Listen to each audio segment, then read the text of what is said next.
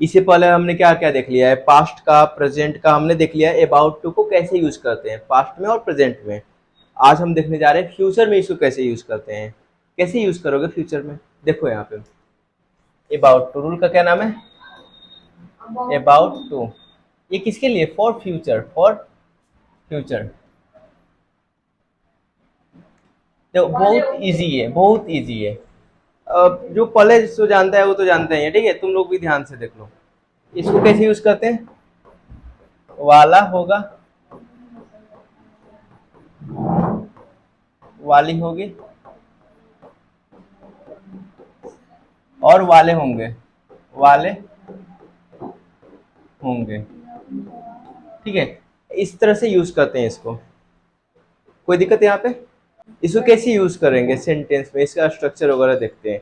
वाला होगा, वाली होगी, वाले होंगे, ऐसे करके। तो इसका स्ट्रक्चर क्या होता है, सब्जेक्ट प्लस विल। यहाँ पे ध्यान दो, यहाँ पे हेल्पिंग वर्ब क्या यूज करते हैं, विल यूज करते हैं, क्योंकि फ्यूचर की बात कर रहे हैं। Subject plus will plus be plus about to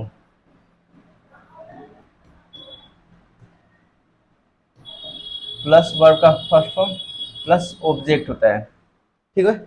यहाँ पे कोई दिक्कत नहीं है। यहाँ पे देखो subject plus will be plus about to verb का फर्स्ट फॉर्म और ऑब्जेक्ट, ऐसे होता है सेंटेंस इसका। देखो एग्जांपल इसका, एग्जांपल इसका क्या हो जाएगा, वे लोग, वे लोग कल स्कूल जाने वाले होंगे, स्कूल जाने वाले होंगे।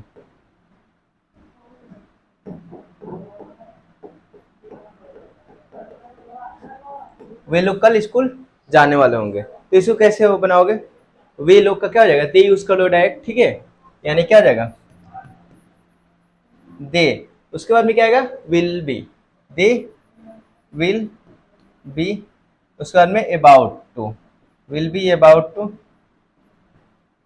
अबाउट टू, उसके बाद में जाने का गो, गो टू स्कूल।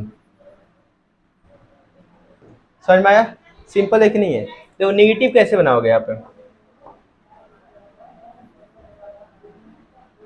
देखो नेगेटिव बनाने के लिए यहाँ पे ध्यान दो। जैसे इससे पहले आप लोगों ने देखा था हेल्पिंग वर्ब के बाद में जस्ट जस्ट बाद में क्या बनाते हैं, नोट लगाते हैं और बन जाता है नेगेटिव। यहाँ पे भी नोट लगाएंगे, लेकिन कहाँ पे लगाओगे, विल बी के बाद में लगाओगे कि विल और बी के बीच में लगाओगे, कहाँ लगाओगे बताओ तो,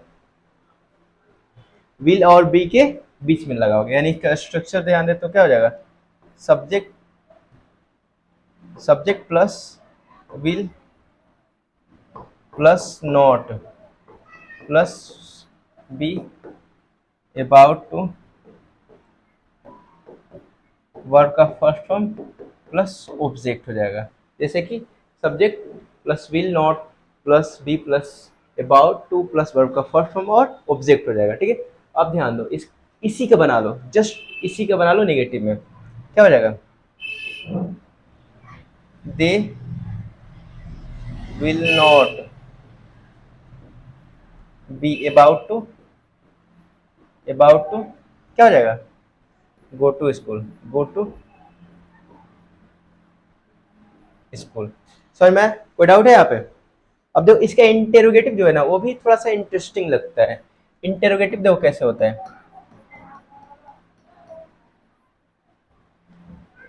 इंटेरोगेटिव कैसे बनाओगे, तो उसका जो होता है स्ट्रक्चर, विल प्लस सब्जेक्ट, ये जो बी है बी अंदर ही रहता है, will plus subject plus be plus about to plus verb का फर्स्ट फॉर्म प्लस में ऑब्जेक्ट हो जाता है और क्वेश्चन मार्क आ जाएगा, ठीक है। जैसे कि एग्जांपल इसका देख लो,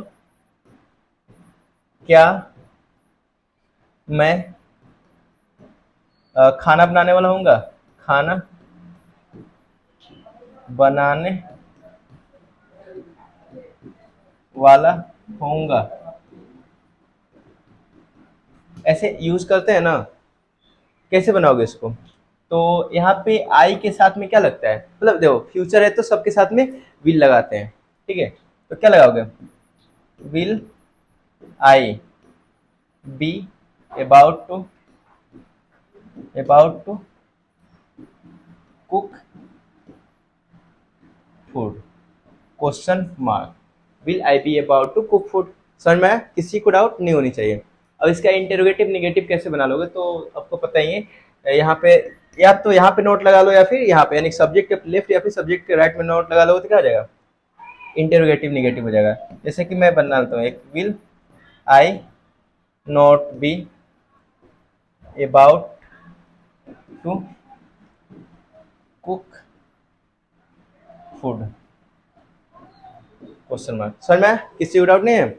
बस ये अबाउट टू का कंप्लीट हो गया, यानी कि पहले हमने एक प्रेजेंट का देखा था अबाउट टू का यूज, प्रेजेंट में यूज देखा था, फिर पास्ट में देखा था कैसे यूज करते हैं अबाउट टू का, और आज फ्यूचर का।